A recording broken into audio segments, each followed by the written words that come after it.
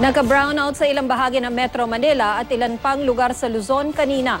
7 oras na nagtiis sa mga customer ng Meralco sa Makati at Las Piñas. Hindi naman daw problema ang supply ng kuryente sa Luzon. Sobra-sobra pang araw ang reserba ngayong araw. May report si Julius Segovia. Mabenta ang halo-halo sakaling ito sa Makati City. Ang ilang residente naman, tagaktak ang pawis sa kapapaypay. Gaya ni Aling Lita na hindi raw napagandaan ang 7 oras na brownout sa kanilang lugar. Tiis-tiis nga po, walang tubig na malamig. Mainit nga po kaya dito na lang kami sa labas. Bukod sa Makati, nakatikim din ang parehong tagal na power interruption ng ilang lugar sa lungsod ng Las Piñas. 1 oras namang nagtiis sa init ang ilang parte ng Bulacan.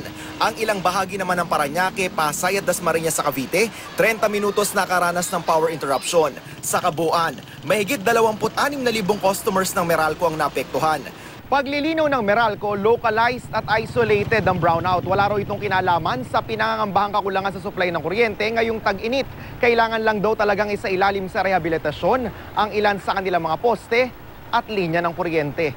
These scheduled interruptions are in no way related to the supply situation this summer. It takes regular maintenance and constant upgrading of our facilities to ensure that the delivery of reliable electricity. Nagkaproblema rin ang transformer ng NGCP sa Laguna na nakaapekto sa 8 substations ng Meralco na nagsusupply ng kuryente sa mga bahay roon. Kaya halos 1 oras ding nagka-brownout sa ilang parte ng probinsya. Inaalam pa ang sanhi nito.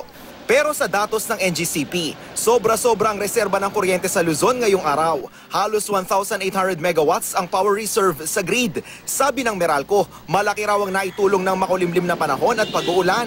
Kaya imbes tumaas, nanatiling mababa ang power demand ngayon.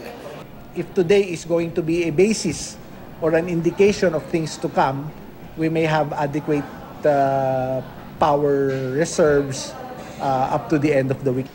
Mahigit 1 linggo nang kinukumpuni ang Malampaya facility, pero wala pang major brownout na nararanasan ng Luzon kaugnay nito. Umaasa naman ang Department of Energy na magtutuloy-tuloy ang maayos na supply ng kuryente sa Luzon hanggang sa susunod na linggo.